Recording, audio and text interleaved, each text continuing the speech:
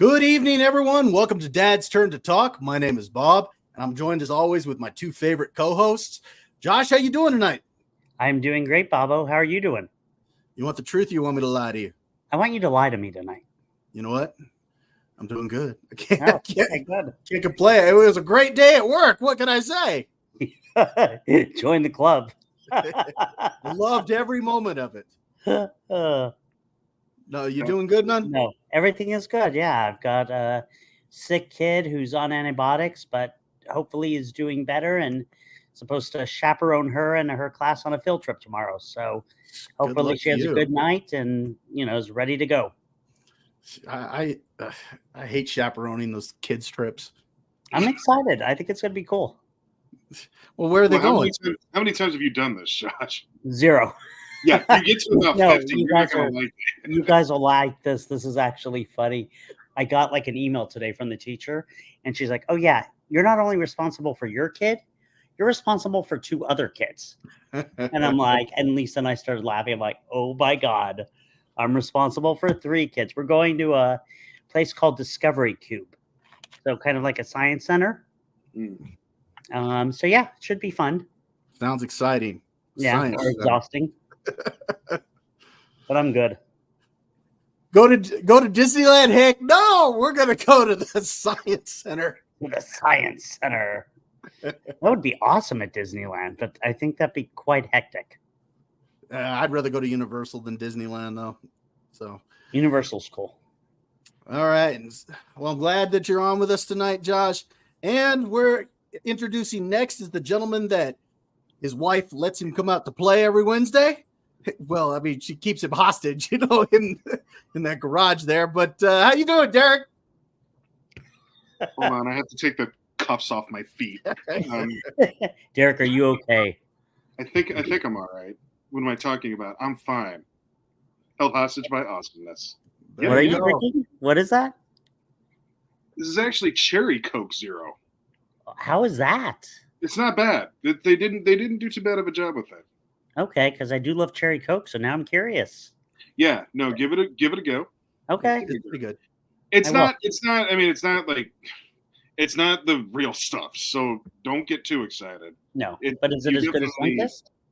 You definitely get a little bit of a loss, shall we say, with this one, but it works. It gets the job done.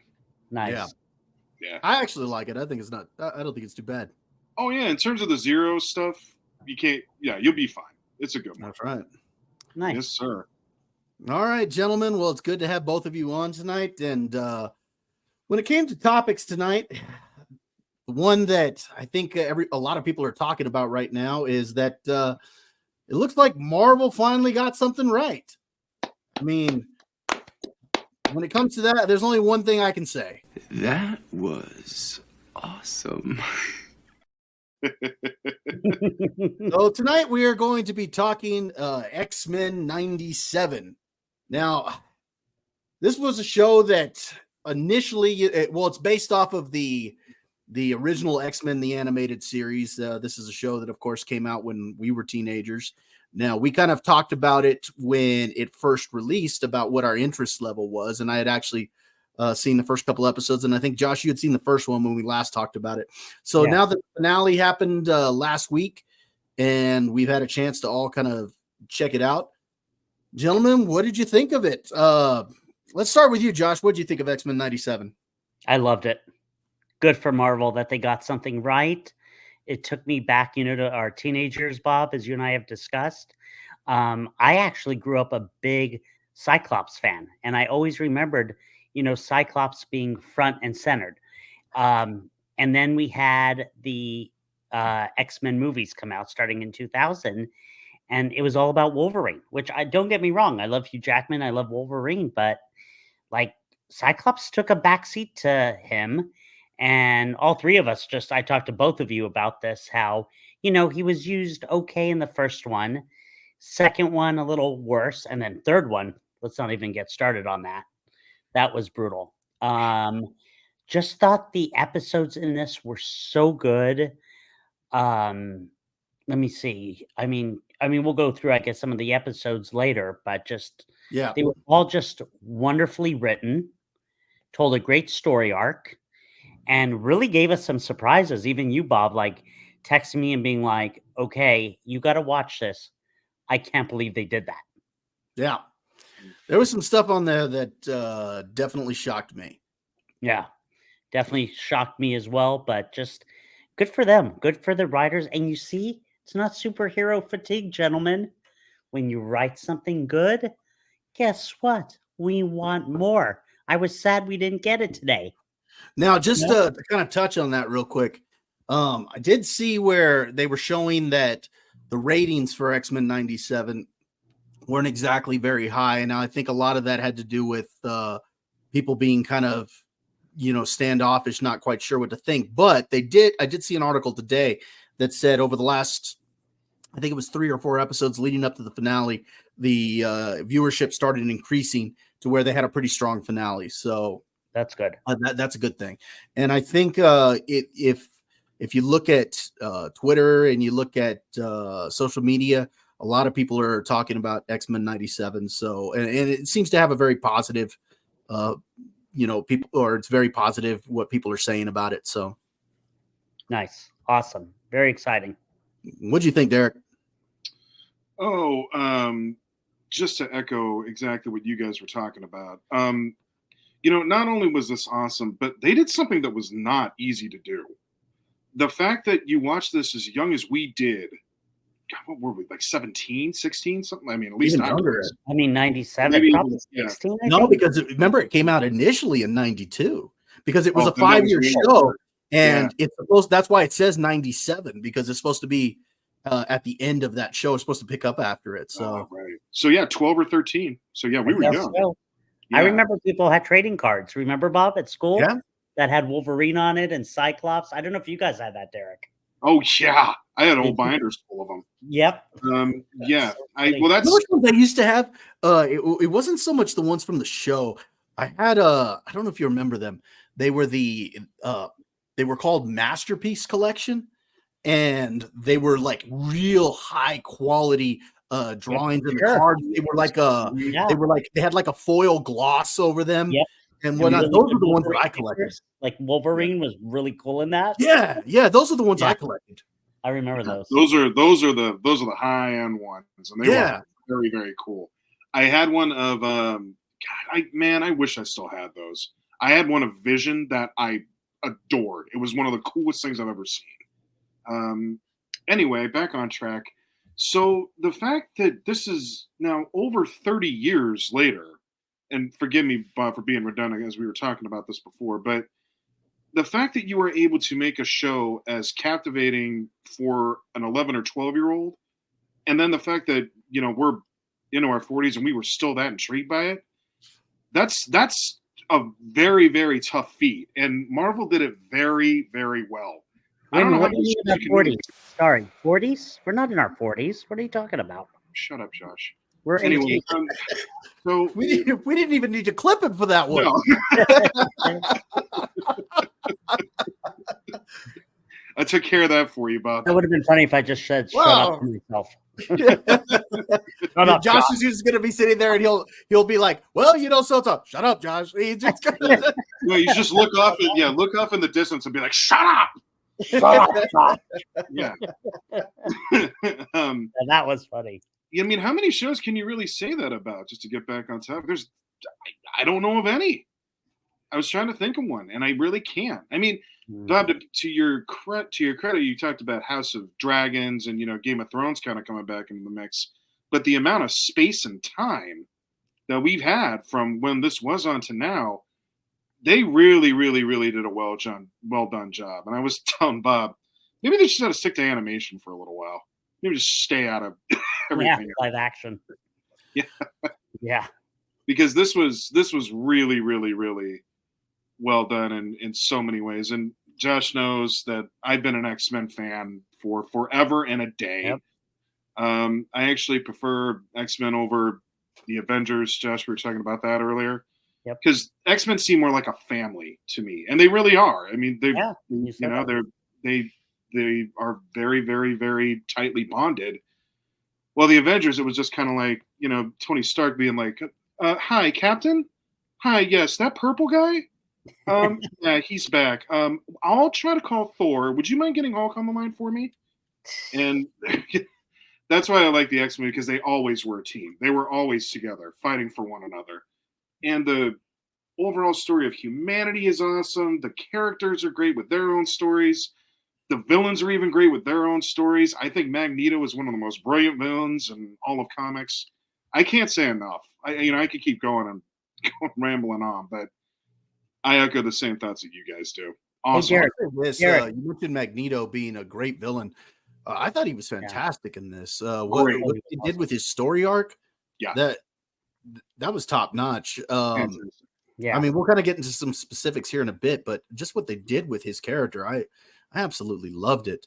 And one of the things you mentioned about how they're always a family, I think that adds to something in the storytelling. It adds to a maturity in the storytelling that you don't see in a lot of animated shows. And I think that's one of the reasons why it still had us intrigued after all these years. If you look back at the 97 show, sure. I mean, the 92 show, sure. It's a cartoon, it's got its cheesiness, just like any cartoon. Even this had its cheesiness in it. But at the end of the day, the storylines are actually very mature, and a lot of the storytelling is pretty dark in some ways. And it draws you in, and it's very intriguing. And just like you said, the way they were able to capture us. Now, I want to ask you something.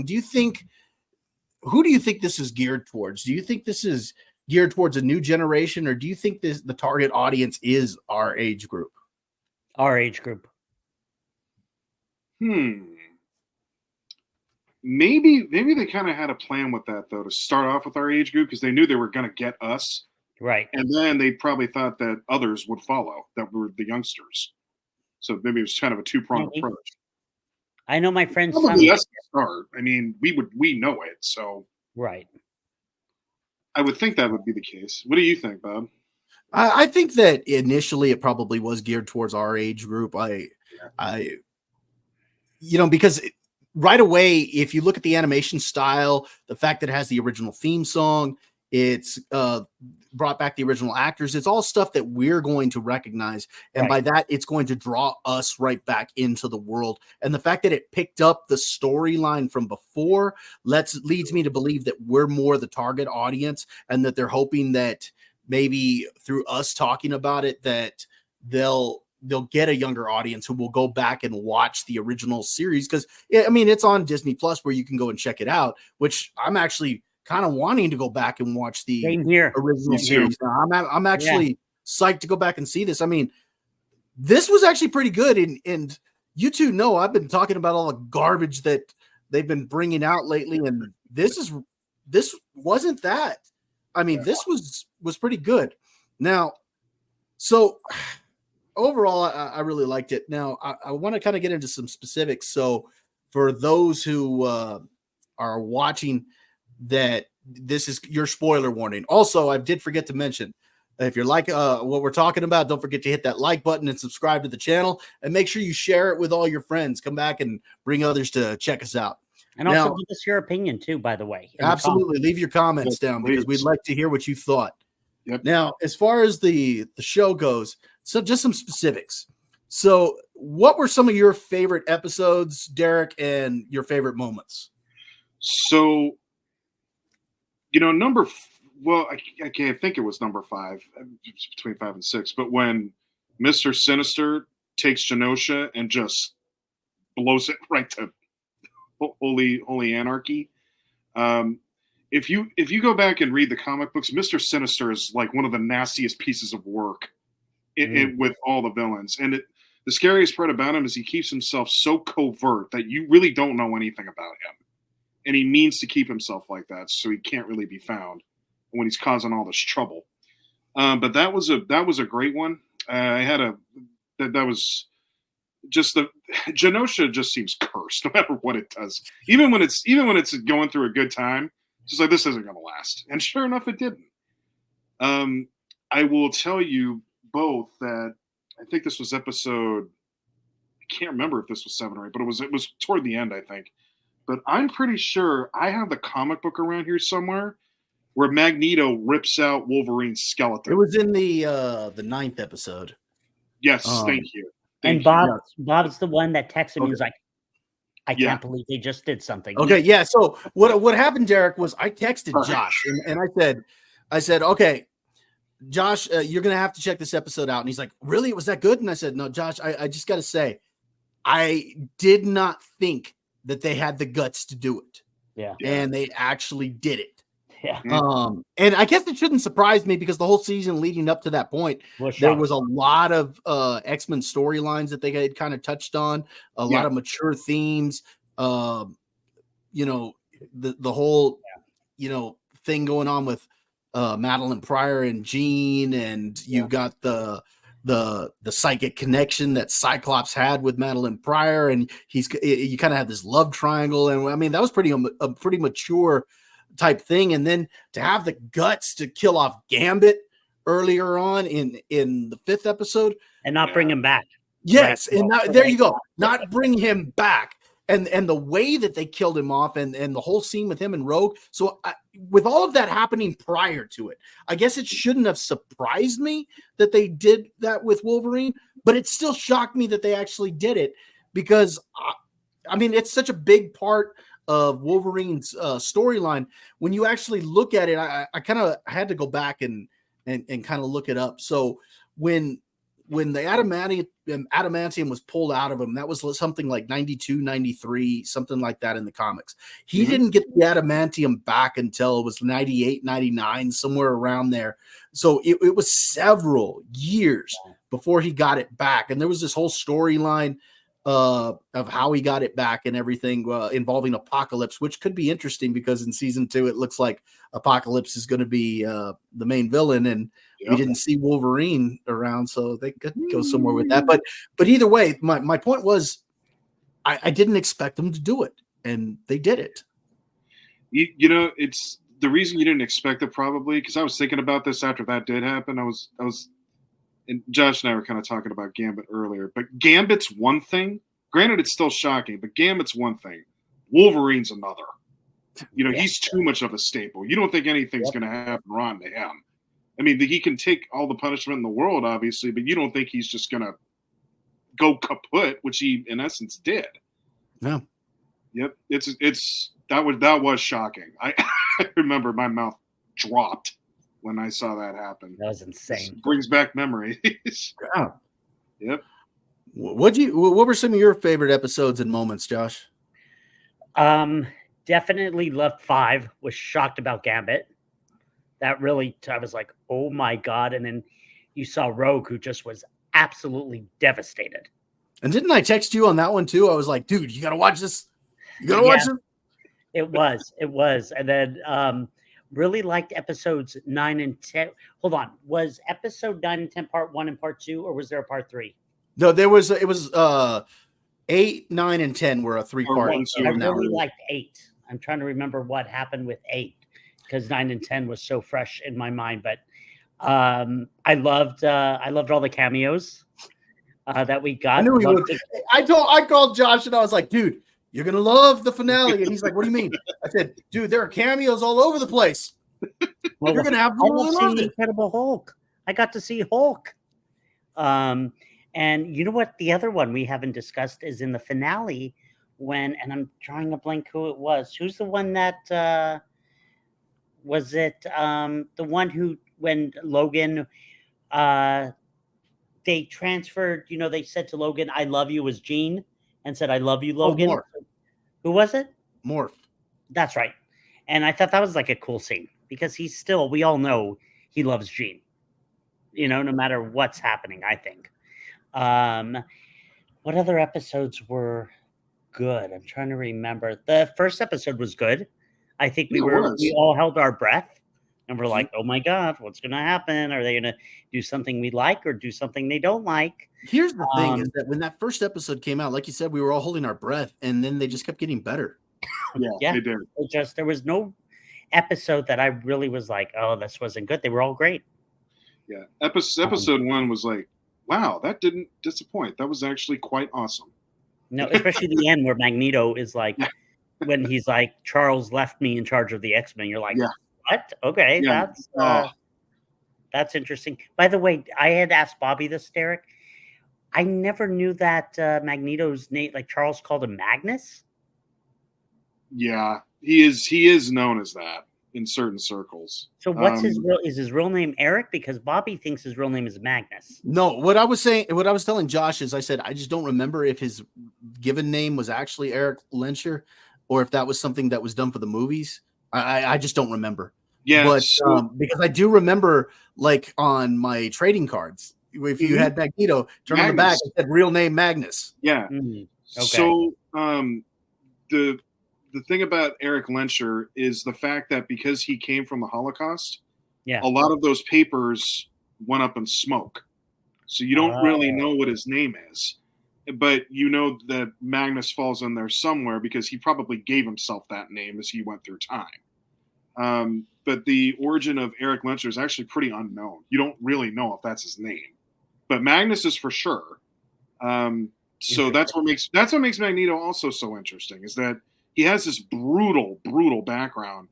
Right. And then there's some pieces about his history that you just don't really know. But you know they're not good. Always loved Charles. Charles and him have always had that relationship. That's also what makes it fascinating.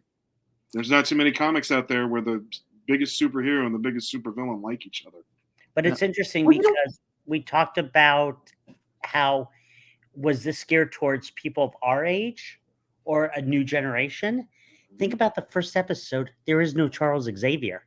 Do you know how somebody would be lost without like coming in, and then all of a sudden you see like they gotta? I think they have to watch the original ones. Yeah. I don't know. You know, just to kind of piggyback on something you said there, Derek, you had mentioned that the fact that the supervillain and this or Charles and Magneto were friends, that you had the superhero and the supervillain that were friends.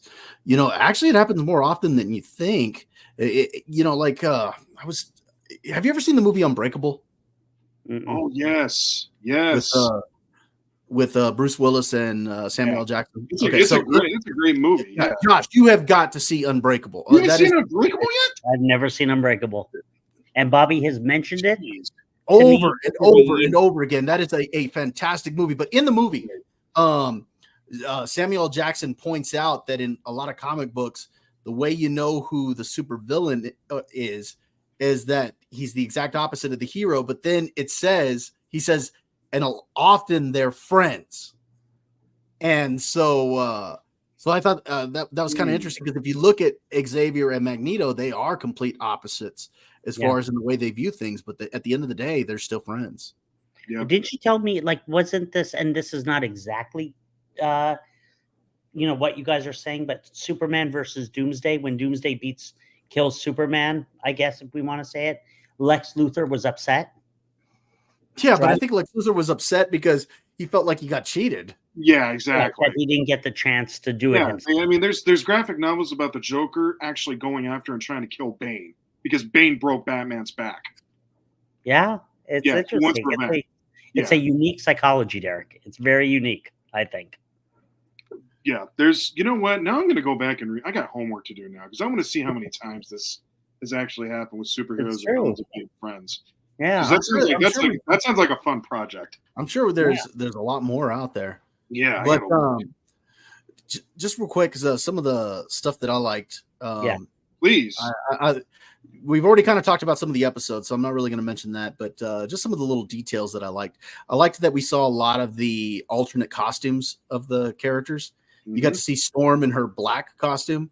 You saw Wolverine in his what was it? Yeah, the maroon and brownish costume that he's got. Cyclops with the hood, and so I liked that you got to see a lot of the alternate outfits for the characters, and I liked some of the storylines. Like I said, how they were actually very mature, and some of the details in that, like the whole psychic connection between Cyclops and Madeline Pryor. He's practically having an affair with Madeline. I mean, not really, but he's not telling Jean about it either. He didn't know. Yeah, but he actually loves Madeline, is the thing, because it turns out, he was with her for a while. We don't know how long, and that's the thing. They never say when they were switched, so we don't know how long they were there. But it was long enough for him to conceive with her. Love triangle. So there was that, and then just a lot of the little details. Josh, you mentioned the cameos and stuff like that. They were actually well done in this, and overall, I just thought this was a well done series. Now, to kind of mention, we all agree that this was well written. Now, I hate to be the bearer of bad news when it comes to this. Oh God! But you guys do remember that they fired the creator of X-Men 97 a few weeks before the show actually came out. Yeah. So the gentleman's name, Bo DeMeo. Apparently there was something that happened. I don't know all the details of it or whatnot, but they actually fired him prior to the show coming out, and he was actually the show's creator. And so I don't know what's going to happen with a season 2. It'll be kind of interesting to see. Is this going to end up being a one-off? Oh God! I want to think positive badly. Yeah, I want to think positive here because this was really, really good. I mean, just from the get-go, it had you hooked. Like, just from the opening theme song to everything, you're just like, it draws you back. I love that theme song. I love it. It brings you back. It brings you back to you when you were a kid, man. Oh, and the animation style. When they first started showing pictures of it, it was like one of the big complaints that I saw online, and I saw a lot of people talking about that. They were saying that the animation, you could tell they were watering down some of it. Like they're like, "Where's Rogue's butt in the picture?" I kid you not. This was actually a pretty big deal. People were arguing about this, and they were showing pictures of her from the animated show in when we were kids, and then looking at it now, and they're like, you see, they're watering it down. They're trying not to make her look as sexy, and so people were speculating that this was going to be woke, and it was going to be. It wasn't, but I don't know. Storm looked pretty good. So, by the way, gentlemen, what a great story arc with Storm. Absolutely, yes, great. Very well done. Losing the power. If people's biggest complaint is that the animation was watered down because they that was the thing, is that's what people were complaining about when it first started showing pictures of it, and then when it actually hit, everybody was like, you know what, the animation style was actually pretty good. Yeah. Okay. So people's opinions changed, and that's what happens when you have a well-written show that respected the legacy of what came before, and I can't say enough about that. This was well done. Yeah. By the way, cable on my TV screen is always a good thing as well. I forgot to give a shout out. Cable's awesome. So Marvel, for as much trash as I've talked about you, I've got to salute you on this one. Very good. Very good. Yeah. So very good for you, Marvel. Hey, keep it up with Deadpool and Wolverine. Come on. Yes. Give us Don't let us down with that one. Mm-hmm. All right, gentlemen, you guys got anything else? No. Good summary. Yeah. Very good. So next topic we are going to talk about. We are going to talk about the movie If. You said if. So this was a movie that came out. What was it? Was it last week where it came out? Yeah. Because I saw it last Thursday. Yeah. And did a review over on my channel. Go check it out. I thought it was some of my best work. And anyway, I thought this was actually a decent movie. It was better than what I expected. As far as family friendly, this is exactly what I think you're looking for. And us as dads, when you're looking for something to take the kids to, I think this is something that you'd consider taking them to. Now, Derek, I'm to understand you have not seen it. Is that right? I have not, no. So you have no frame of reference here, Donnie. You're like a child who wanders into the middle of a movie. You're right. It's so good. It's so good when I'm not having to try to unmute it. I just want to point out something, Josh, is that he gave me that clip to use on you. You saw me instead. Derek, so that was well played. I was hoping you would walk into that one. And I did. Derek, did we see that movie together? I know Jake and I did. Were you with us when we? No. I saw that. That came out in '97. So I saw that in high school, and I We owned watched it. it in the dorms. Oh, Yeah. so good. Joel and our buddy Joel, he knows that Oh. movie very well. We would quote that to each other all the time. We don't roll on the Shabbos. Shabbos. Well, here's what we'll do in this case, Derek, because we're going to make sure that we keep it spoiler free. Yeah. Okay. Just because we know you want to take your kiddo to go see it, and so we'll keep it spoiler free. Thank you, Ken. But based on what you've heard about the movie, because I know you've seen my review as well as you've seen other reviews, we'll start off. What's your interest level in seeing this? Scale of 1 to 10, I call it a good 7. You know, I've got interest in it for sure. Because obviously I've got the movies I want to see, and then the movies you take your kids to. Those are two different atmospheres. So I think for this one, in terms of my interest level it's definitely intriguing to me. I can't say I had an imaginary friend when I was a kid. I didn't. He's right below you, John. Yeah, there he is. It's kind of funny, kind of weird. Give him a goofy name. Oh. So, Oh my God. Hey, we did have a goofy name for it. We used to call it Nappy. oh, that's right. Yeah, that was my nickname, Nappy. Everybody walked up to him and be like, Nappy. Yeah. Nappy. Jake used to call you that in college. No, I don't. Well, Jake did. You Yes. guys called him that in college too? Yes, because Jake had met the Minches, and he heard it, so he started calling. Yeah, he one day, like, he came walking up, he was coming to hang out, he just said Nappy. Like, I really forgot all about that. I forgot about that. Then I heard how you used to. That's right, Nappy. Yeah. We got our imaginary friend here, so. Yeah, Nappy, my imaginary friend. Yes. Movie. I'd say I'm interested in it for sure. On the scale of the kids' movies I'm interested in, this has got some good interest to it. I'm definitely interested in seeing Inside Out 2, not 2. Yes, definitely. You know, because Carson adores that movie, and Dominic actually isn't too far off from being a pretty big fan. So I'll have to give that one a little bit more on the scale of 1 to 10, but still not bad. I'm down to see this. All right. So what'd you think, Josh? Now I know you saw it.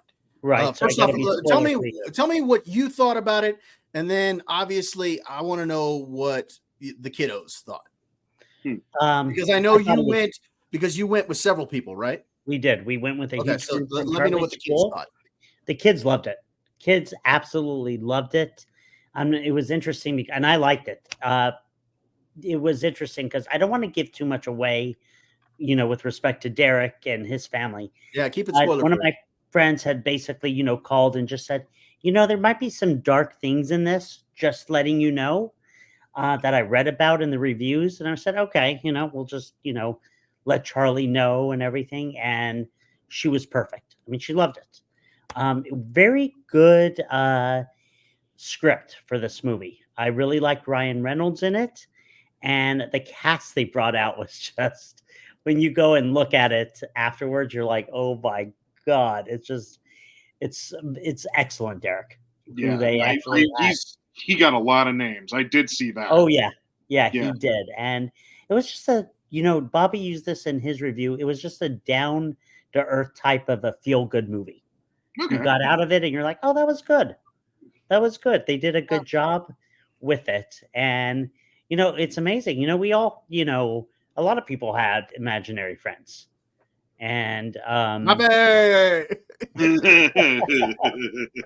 funny. But it was I thought I don't want to again divulge too much. I'm just trying to see what's in the trailers, and I thought it was. Are you guys Ryan Reynolds fan? Oh yeah, since Van Wilder. All right, so here's what I thought about Ryan Reynolds in it, and okay, Ryan Reynolds, he's like the perfect Deadpool. We've already established that. But a lot of Ryan Reynolds movies, he plays Ryan Reynolds in the movie. Yes. I know, it's funny. And This one, he's not very Ryan Reynolds in it. And I actually kind of like that. It was a little bit refreshing. His role was a little different in this. And to be honest, he's really not the main star in this. In reality, I mean, yeah, he's the lead actor, but what's her name? Kaylee Fleming, who plays B. She's actually the lead in this thing. And it pretty much everything is seen through her eyes, and she's the driving force of the movie. And I think she does a pretty good job throughout the movie. And as far as we're able to see the characters through her eyes, because she's the only one who can see these characters. And through her, we connect with them. And, the heart of the story is given through her as well. And what I took away from the movie was that, and I mentioned this in my review, is that there are certain aspects of your childhood that you got to kind of hold on to throughout your life, that it's important. And that's just kind of what I took away from it. And the movie, I don't know if yours had it, Josh, but there was actually an introduction by John Krasinski. No. Okay. So apparently that was like for early screenings, because I saw it on Thursday. I think on Friday they stopped showing that. Okay. That makes sense. Excuse me. But my understanding, or during that opening, what they said was that this is very much like a live action Pixar film. And that's a very accurate description of this film, because it's got a heart at the center of it, like a lot of old Pixar films. And so I really liked it as far as that goes. Also, I think the animation for some of the ifs looks really good. And the way they interact with other characters, because when I always think of animation interacting with live action, I always think of Roger Rabbit. That's kind of my standard bearer. Yeah. And obviously this is different because it's computer animation, but I think seeing these animated characters with the live action, I think it was pretty well done. So overall, I think this was a pretty good family movie at the end of the day. If you're looking for something to take your kids to, I think it's good. Now, I would say probably ages 6 and up, because anything younger than that, maybe you could get 5, but anything younger than it's got some very mature themes in it. And it might be tough for some of the younger kids to follow.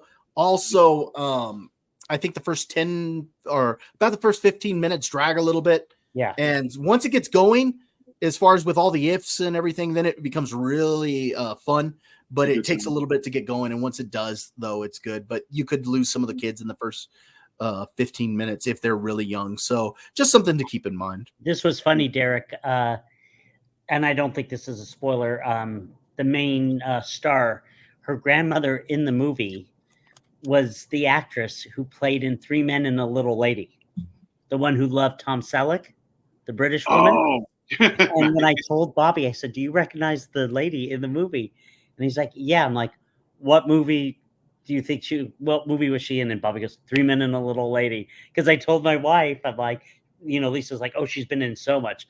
But Bobby and I think the same. We're both like 3 Men and a Little Lady.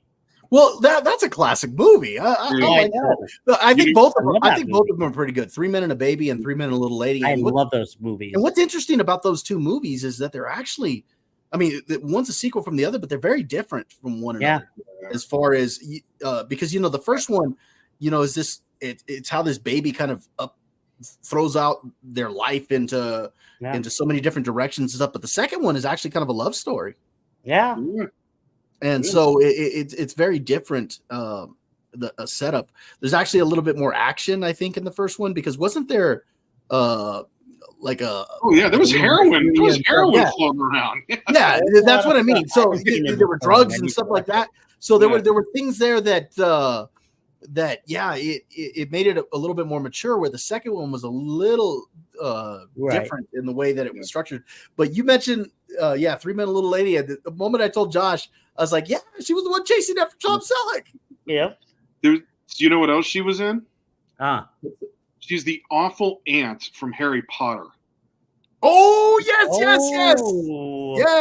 Oh, look at Derek. They're so happy with that. So the only reason I know that is because, my my oldest loves Harry Potter, and when he gets the angriest face whenever he sees Uncle Vernon and Aunt Petunia, he cannot stand them. And you're not supposed to like them, to be fair. So, I don't know. I kind of like them. By the way, we're going so off the rail here. We introduced Charlie to something new today that she loved. What's that? Wizard of Oz. Really? She watched The Wizard of Oz. Which reminds me, you mentioned Wizard of Oz. I mean, if we're going to keep going off topic here. Yeah, might as well. Did you guys see the trailer for Wicked? Yes. The That's newest why we trailer? watched Wizard of Oz, because she wants to see Wicked. Yeah.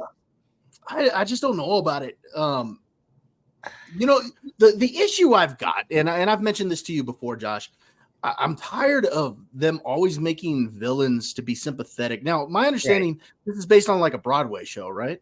I saw the Broadway it is. show. Lisa took me to see it when we first met, believe it or not, for my birthday, and I loved it. And I'm a little skeptical about the movie. Now, because I haven't seen the show, I'm just talking from like an entertainment standpoint here. Yeah. Is that I'm just tired of them constantly making the villains out to be sympathetic. You've got, Maleficent, you got Cruella, Right. You've got all these different characters that they're consistently making like that it was somebody else's fault why they ended up the way that they did, instead of them just being a bad one. Like, why can't you just be the way you did? Yeah. Why does there have to be a reason like that everybody else was mean to her? And this is a unique story. I mean, I'm willing to check it out. This might be good. In fact, Irene actually sent me the trailer. I'd already seen it, but she sent me the trailer and she's like, "Oh, you should review this one." And I was like, "Well, yeah, it comes out on Thanksgiving. We can go check it out and see what." So I'm willing to But give it a there's two shot. parts to it, right? I don't think so. I think it's just one. Derek, did you hear that? I thought there were two parts to it. I heard. If there is, I'm not aware of it.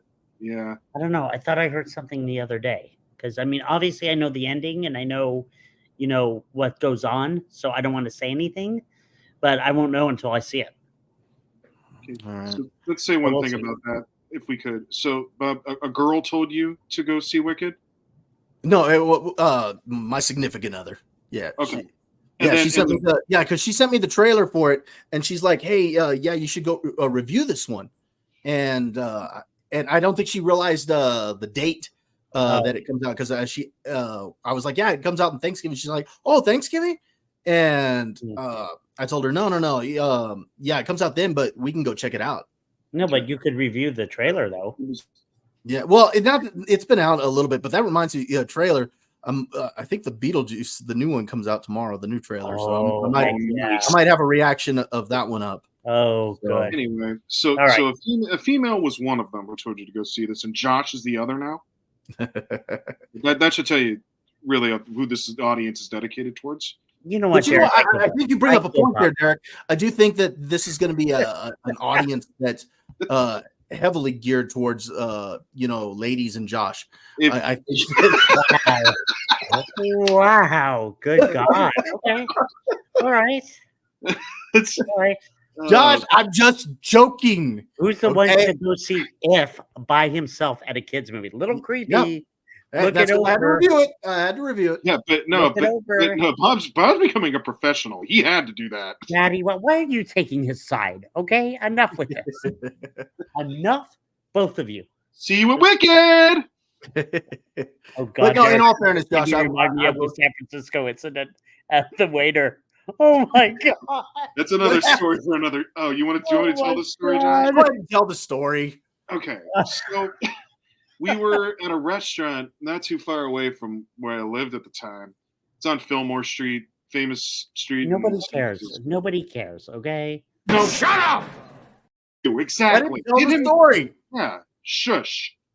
So, shush. So we were outside having dinner. It was me, Jake, and Josh, and our waiter was he was a fan of some men of lands.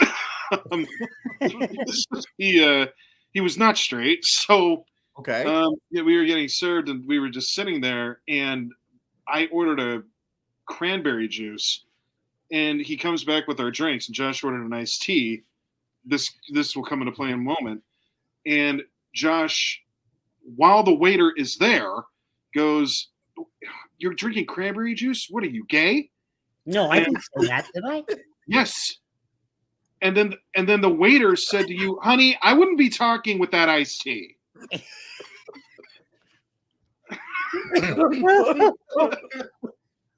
And then I asked him, I said, "How is the chicken?" And he goes, "Boring."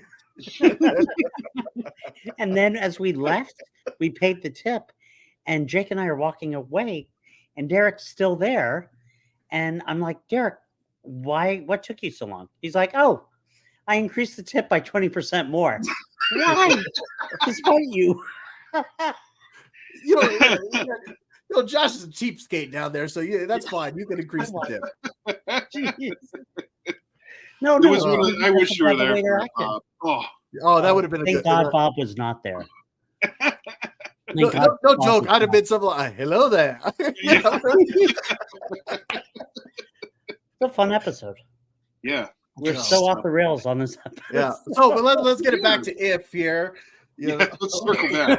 I said, if. That's a fantastic movie as well, by the way. yes, it is. No. So anyway, overall, if you have kids out there, this is definitely a good one to take them to. So, you guys have anything else about if? Great movie. I want to try to get between maybe this weekend and next and get the oldest out there. Go give it a gander. Yeah, it's definitely worth seeing, Derek. Like I said, as far as if you're looking for something family friendly to take a kid to, this is definitely the one. So I thought this was good. Did you just say go give it a gander? What is Yes. this, 1890? Yes, Good it is. God.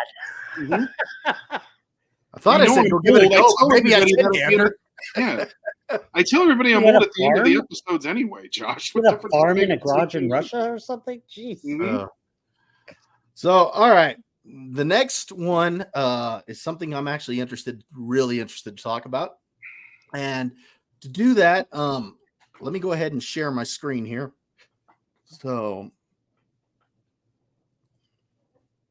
give me 1 second here. Mhm. Okay. Can you guys see that? Yep. Yeah.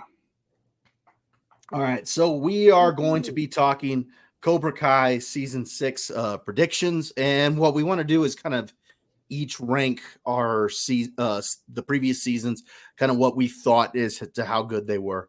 Now, the reason why I wanted to talk about this is because I saw this article a couple days ago that Cobra Kai had actually wrapped filming for the final episodes on season 6, and we do understand that this is going to be the final season.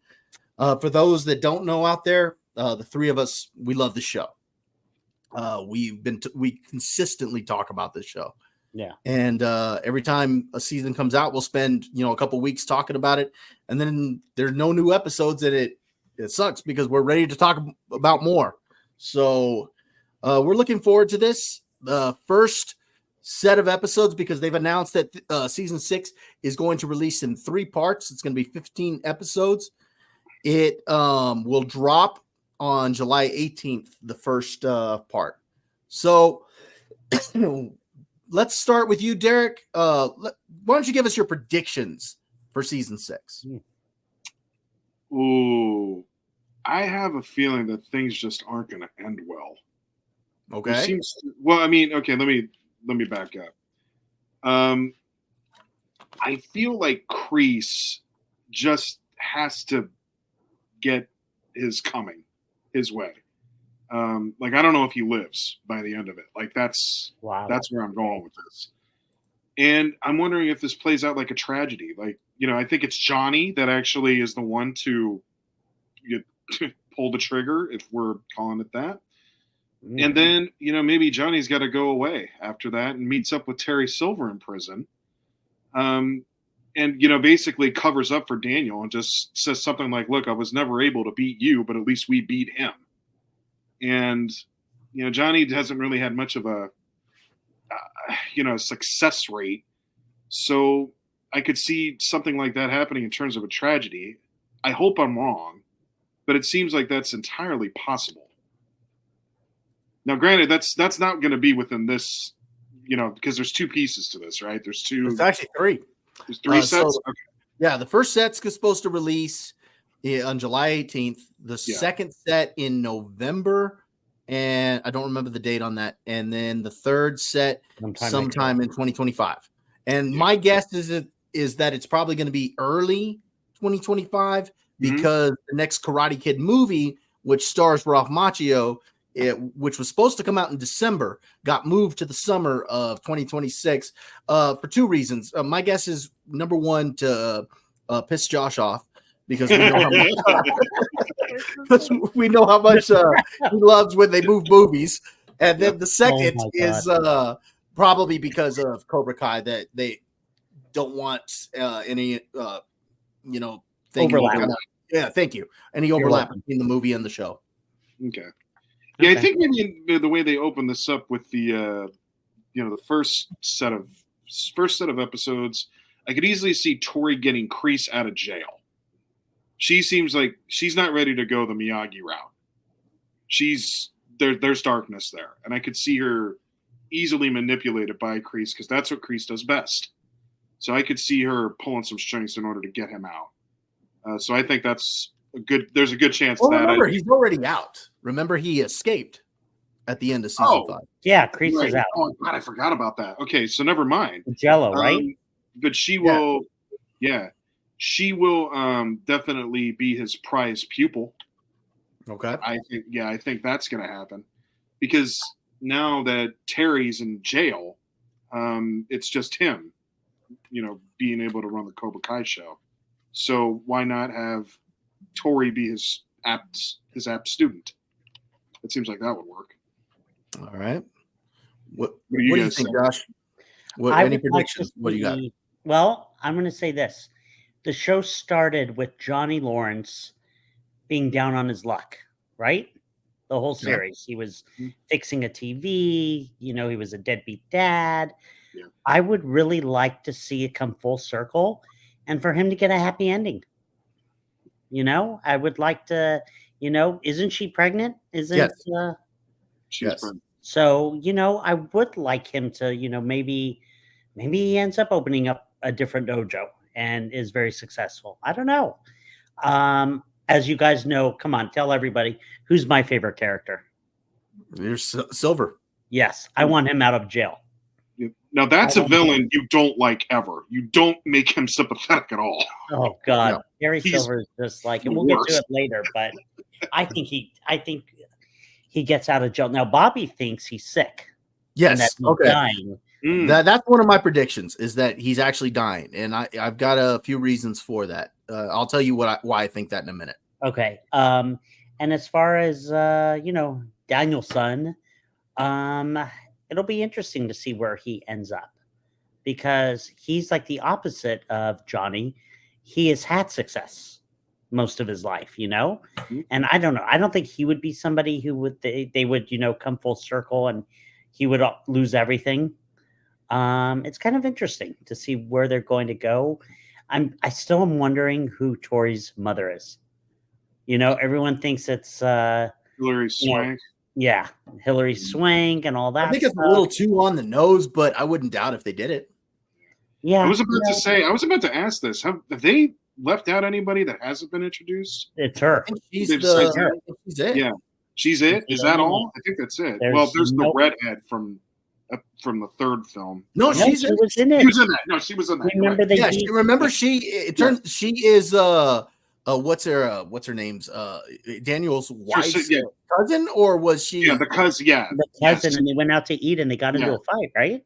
She still looks very good. Well, the thing is that she's actually the way Daniel met his wife, because of the storyline goes that Daniel stayed in contact with her after she went back to wherever it was that she was from, and that's how he ended up meeting his wife, because she was relatives with his wife. Right. So I'm curious if they do a CGI Mr. Miyagi. You think they would? No, don't do that. I don't want to see it, but leave it alone. I'm trying to think who else, if we're missing on anyone else. I mean, there was the thugs who was with Barnes in the. That's not really. I don't know about all that. I mean, it'd be interesting to see if Miyagi had some illegitimate child floating around out there that Danielson doesn't know about. Ooh, that could be interesting. Hey, maybe that's what the movie's going to be about. That's entirely Wow. possible. That could be interesting. Okay, now you guys are talking. But So- I don't think it would be his son because of the age of Yeah. it. But maybe like the new Karate Kid is maybe like a grandchild of an illegitimate son or something like. Now I'm not saying that's what's going to happen, but I'm saying that could be a possibility because we do know that for the movie, the next Karate Kid is supposed to be somebody of Asian descent. So for that reason, I mean, we'll see how it goes. I'm interested to see how they're gonna bring in Jackie Chan's character as well as Ralph Macchio's. No, I think it's fine. No, as far as I know, James Smith's not. Did you not like the Jackie Chan one, Josh? No. Oh, I didn't think it was bad. No, I thought it was fun. Verbatim of the original. It was not verbatim. Look, it wasn't. No, it wasn't. Look, I never saw Mr. Miyagi say, "Take the jacket off. Put the jacket on." Jacket on. It was stupid. And then the end and the little flip. It was stupid. Okay, look, I'm not gonna argue with you, Josh, as far as that it is. It's very close Yeah. to a direct remake, like almost verbatim. So I'm not going to argue with you there. But I thought Jackie Chan was fine, so I'm curious to see how they're going to unite the two. So we'll see what happens. Jackie Chan is one of the only human beings that can make a bunch of 12-year-olds kick their own arses. Yeah, he's really the. I don't know if anybody else who can do it. Best line. Okay, Bob, what do you think about what's your? Okay. Well, first off, like I said, I think Terry Silver's sick, and some of that has to do with things that happened in the previous 2 seasons with him. Right. I think it was in season 4 where he I guess he kind of spaces out at one point where he's sitting at the table there at his home with and his chef. Yeah, it was the chef. I was about to say butler, but you're right, it was the chef. Turns around and says, "Sir, do you need me to call your doctor?" I was like, "Well, why is he going to call a doctor for that? Unless so there's that." And then he just seems in the last season so focused on legacy, about leaving my legacy. And there was just a lot about that leads me to believe it's because he's sick and he's trying to leave something behind that people will remember him for. Because remember, there was a lot of negative stuff about him when it came to the third film, with Cobra Kai and whatnot, but also them dumping toxic chemicals and stuff like that. Yeah. So he seems like he's trying to repair his legacy. And so that's just what I think, that he's sick. I'm not saying he's going to die in it, but I think we're going to find out that he's sick. That would be as far as Tori goes. I think she is going to join up with Miyagi-Do simply because of what transpired and that she's getting close to Robbie. But on the flip side, I do think Kreese is going to be hiding out at her house initially, because until his name gets cleared. Because I remember his name got cleared, but he assaulted a guard and whatnot to escape. So I'm pretty sure he needs to go back to jail for that. So, that was a brilliant breakout scene. That was fantastic. Yeah. So with the Jello. Plus, I'm pretty sure we're going to see this tournament that they were talking about, this international tournament, because the writers keep saying that this is going to be the biggest season yet, and it's actually 5 episodes more than the previous seasons. Wow. So for that reason, I do think we'll actually see that tournament. I'm wondering if we'll see Master Kim, the one who trained Kreese in them, I don't know. Have they ever said that he died or not? No, they did not. So right. What if we end up seeing him? Cool. That's very cool. That could be epic. That could be. They've announced that Sato's gone, right? Yes, they've said they did. But because they mentioned in the last episode, right before Chosen was going to fight one of the instructors for that Terry Silver brought in. He says, Right. "How long have you studied under Master Kim?" So it leads me to believe he's still alive. Yeah. So just some thoughts of where I think it's going. Interesting. Okay. Yeah, at least those are some of the things that I think that could happen. But obviously, we're still a month and a half away from that, and almost 2 months, and we're excited about it. But yeah. Let's talk about the previous season. So obviously the 5 seasons before. I want you gentlemen to give me your rank, starting from the worst to the best. Again, not necessarily that. It doesn't mean that you hated any of them. Maybe you liked them all, but just kind of give me your own personal ranking, or maybe you thought one of them was dog water. So bite your tongue. Yeah. So no, I'm just saying you let me know what you thought. Okay. So Josh, why don't you start us off? I could rank them. And again, I loved all of them. Okay. Well, I hope so. We've been talking about that you can rank them to understand them. So you want me to go worst to first? Yes, worst to first. Worst to first. Okay. I would say the worst for me, I guess, is 2.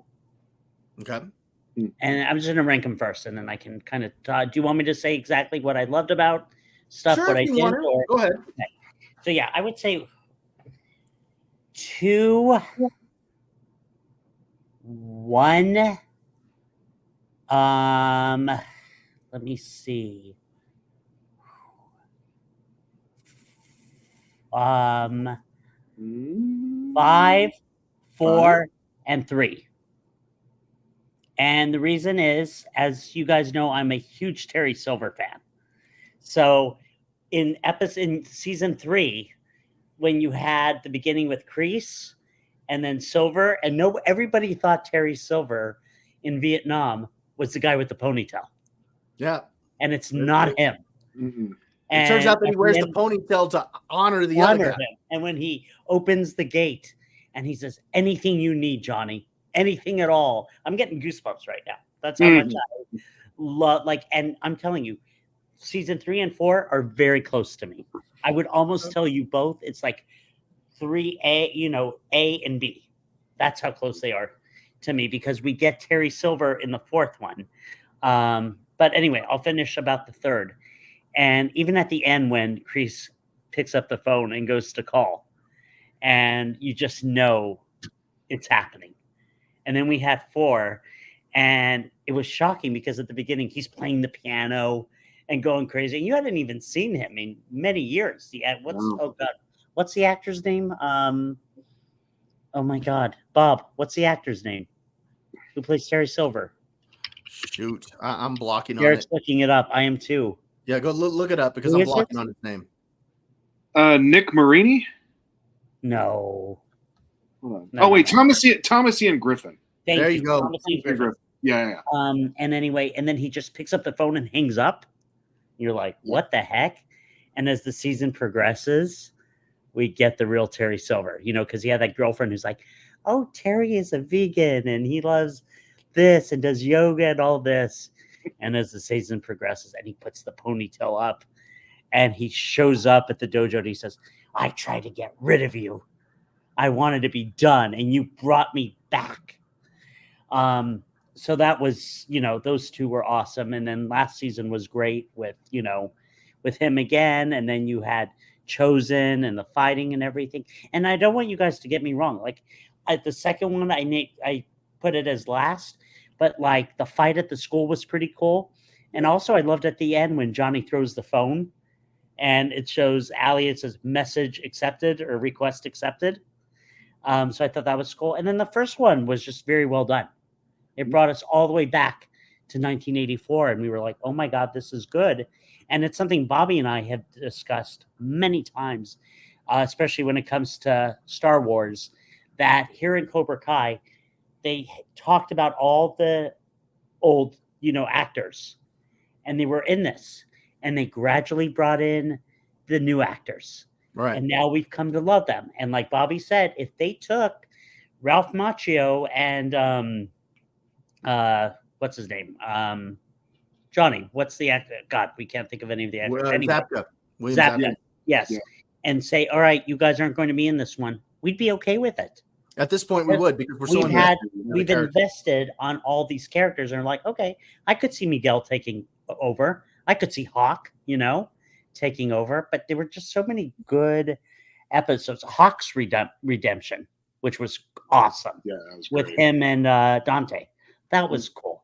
But yeah, I mean, I'm a Terry Silver guy. I've got the T-shirt. I want him to, get out of jail. I don't think you've seen the end of him. I think Bobby said this. He has money. When you have money, you have ways of getting out of jail. That's right. And That's right. that's right. But yeah, I really, really thoroughly, I enjoyed all of them. But yeah, definitely that order. So what I say? I said 2. Did I say 2? I think 1, you said 2-1. You 2, said 1. 2, I'll 1. say 5, 4, 3. Okay. And I really, I stand by that. Because I just loved and really the fact that I said season 3 was like my favorite, because there was so much that happened. And then we just all thought with the ponytail, we're like, oh, there's Terry Silver and it dies. We're like, what? And then he honors his friend. And then I even like the actor who played Kreese in that. And it showed like no mercy in that snake pit. And you're like, oh, now this makes sense. Mm-hmm.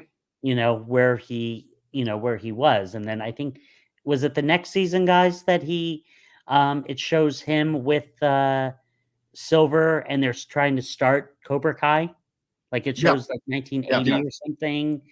Yeah. But it's funny. Even then I would, he had some sort of aggression, but not as much as, what we see in the original movies. I'm curious though. They always had that picture of, Kreese in Vietnam. I wonder if they'll ever change it to what, they did in Cobra Kai with that actor. I think they'll just leave it as it is. Because he didn't go back to any other service, right? It was Vietnam, and there was nothing. No, I think that was it. Yeah.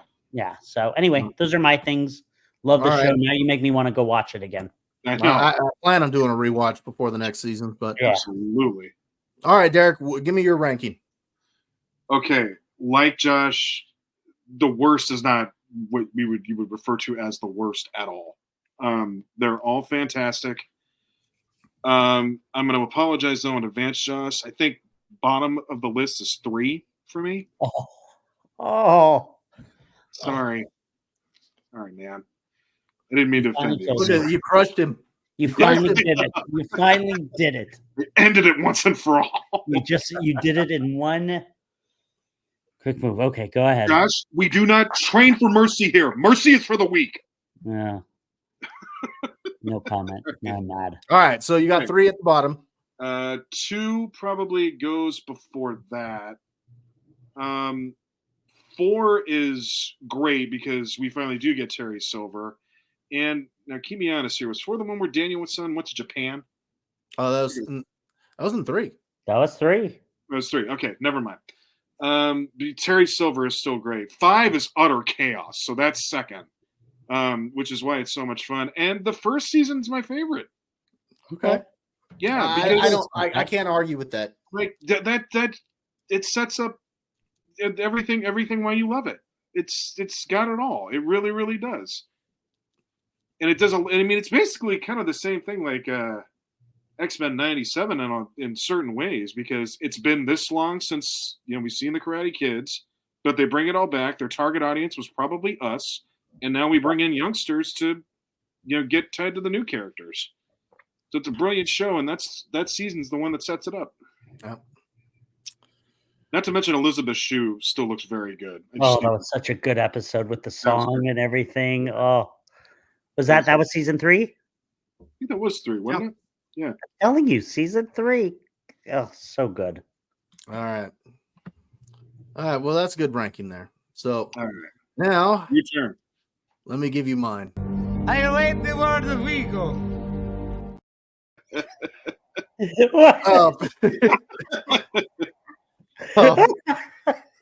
You like the season. You like okay.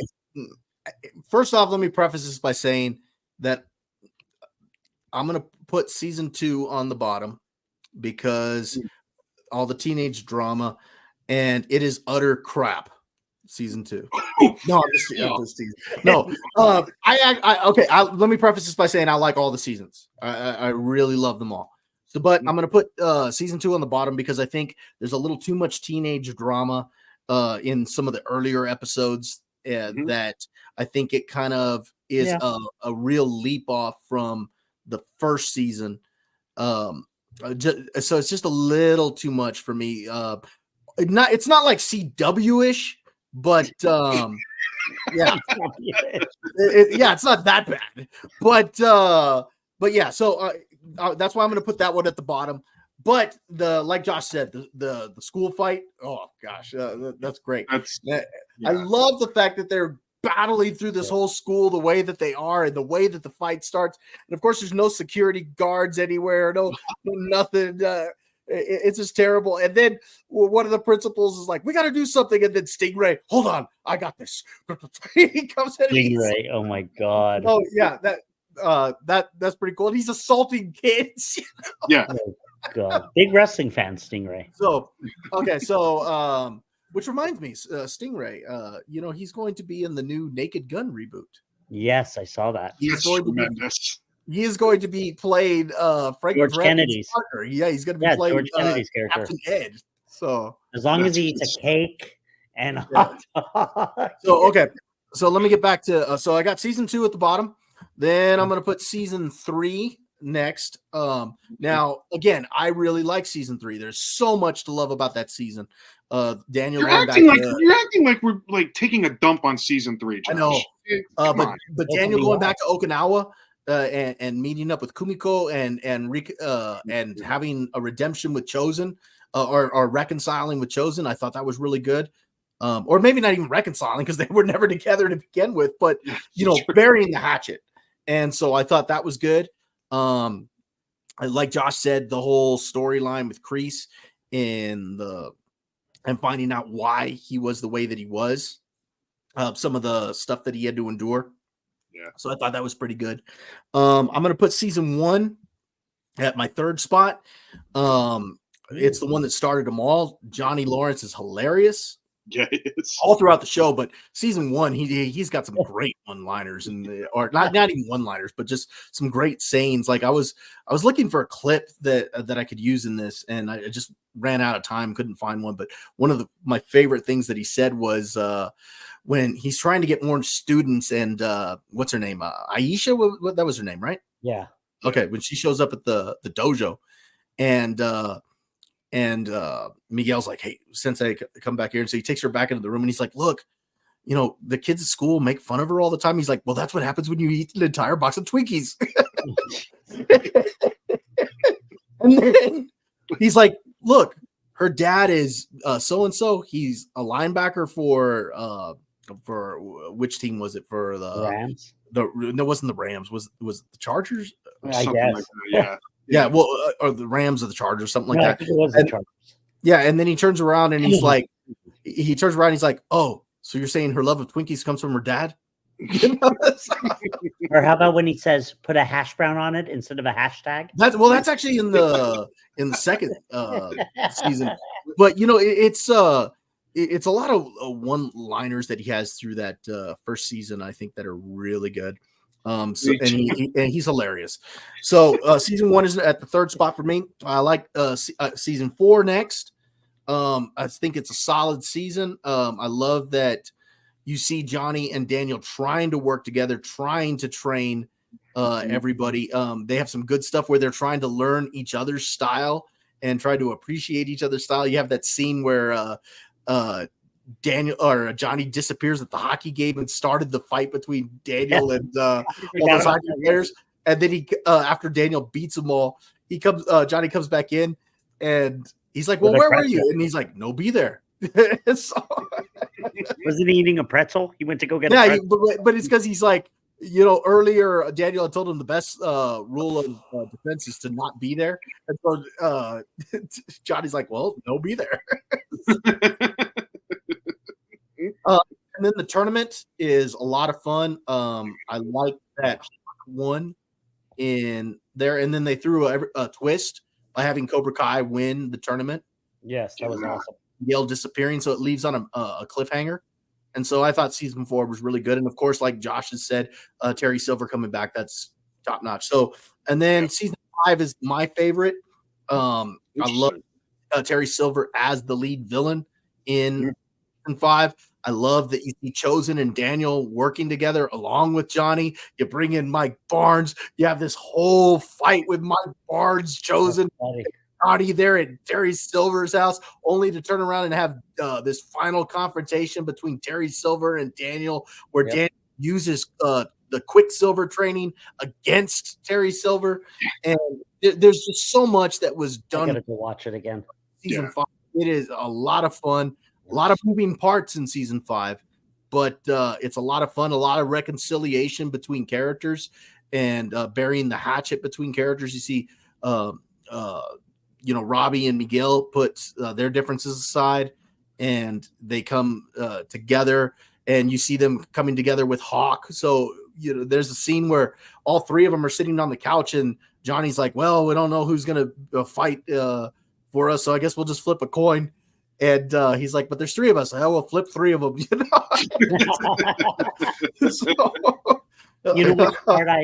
Which part was awesome as you were talking? I thought about it. Season 4, when Daniel first sees Terry Silver. Oh yeah. And he goes back to Karate Kid 3, and what does he say? Something, Mr. LaRusso, and yes. He's like, and the fear. He goes right back to him punching the wood thing and bleeding. Yeah. Yep. So there was just so much done right, like in season 5 and season 4. That's why I got 5 at 1. I got 4 at 2. Having Terry Silver brought back into the mix was a good fit. So that's my rankings, gentlemen. Nice. And I'm excited about season 6. Yeah, I am too. I got to go back and rewatch all of this. I keep forgetting how many little ties there are between them. I'm gonna do a whole rewatch of this. Like I actually just rewatched season 1 of the House of the Dragon just to get ready for season 2, and because that comes out on the 16th of next month, so I wanted to get that in. I was surprised at how much I forgot, and if I forgot that much about that show, I can only imagine what I've forgotten about Cobra Kai. So I want to go back and rewatch all of that. Johnny signs up for Facebook. Interests, hot chicks. It's so good. Van Halen. Yeah, there's a lot that was done right in this show. All right, gentlemen. Anything else you guys have for Cobra Kai predictions or rankings? Anything else you want to mention about the previous seasons? No, just excited. I hate waiting. Yeah. So we are excited about that. And actually, gentlemen, that brings us to the end of another show. So where can we find you guys on social media? Derek, where can we find you at this week? When I become an old sensei master, I'll make sure to keep myself on Facebook and LinkedIn. It's so creative. All right, Josh, where can we find you at?